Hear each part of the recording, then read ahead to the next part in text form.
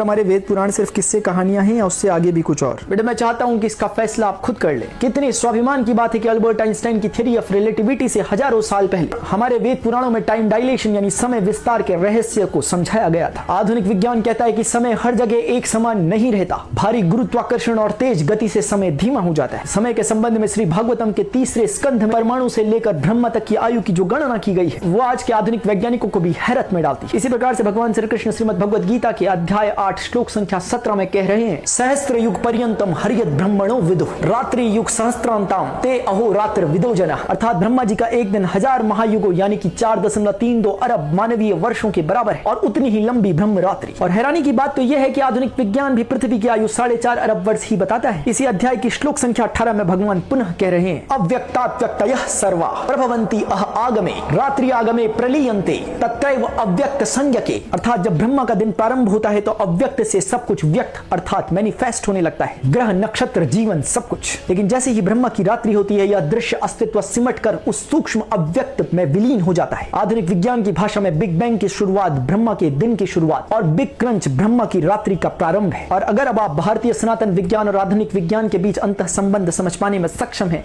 तो comment section में जय श्री कृष्ण लिखना न भूले। फिलहाल आगे देखते हैं। 10 to a =